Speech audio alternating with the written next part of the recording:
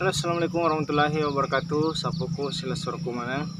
Di video kita kali ini saya lagi berada di salah satu makam Arung Matua Wajo, yaitu Latan Rilai Tosanggang.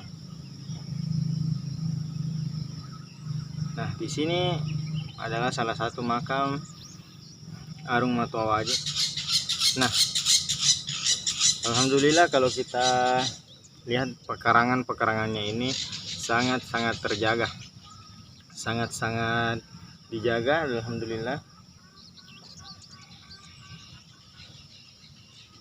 Pekarangannya tertata, dan ada pun satu kelemahan, yaitu ada banyak hewan ternak yang masuk di sini. Tapi kalau kita perhatikan tidak ada yang tidak merusak lingkungan atau halaman yang ada di sini.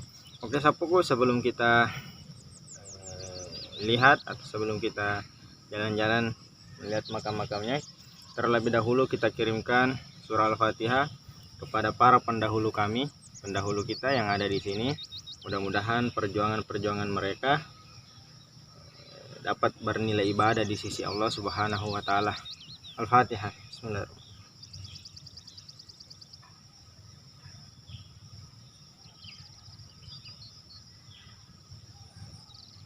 Oke sapuku, jangan lupa dukung channel kami dengan cara klik like, subscribe, nyalakan tombol loncengnya agar bosku-bosku semua tahu kalau kita punya video baru.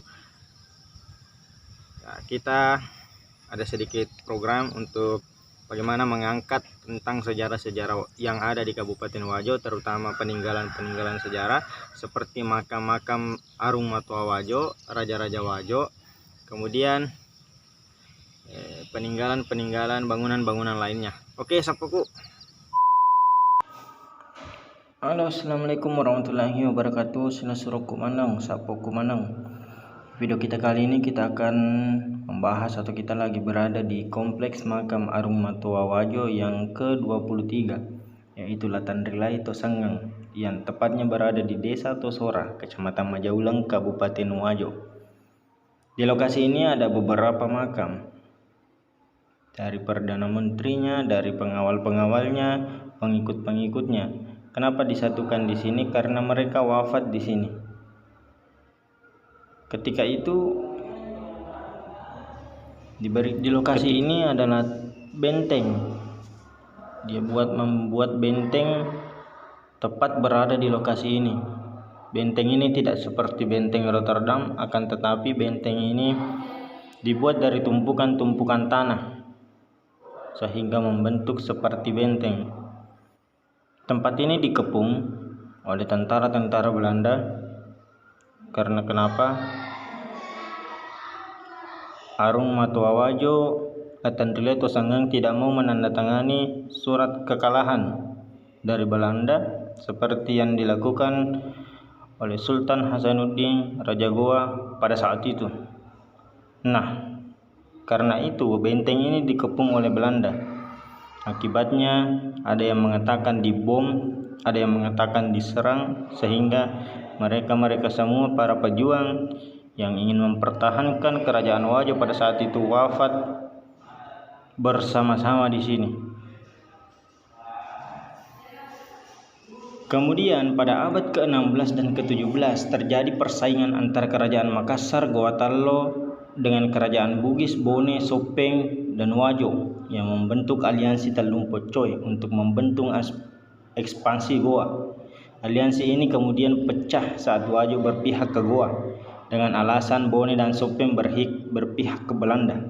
Saat Goa dikalahkan oleh armada gabungan Bone, Sopeng, VOC, dan Butong, Arung Matua Wajo pada saat itu Latan Rilai Tosanggang tidak ingin menandatangani perjanjian Bungaya.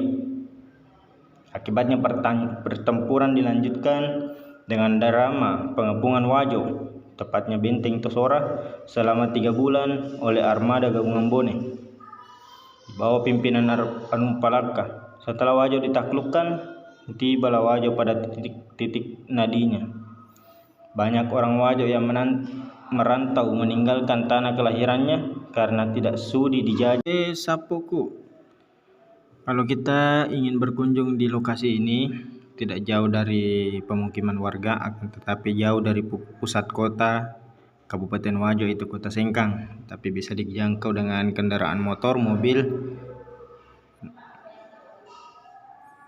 Jarak tempuh sekitar 1 jaman.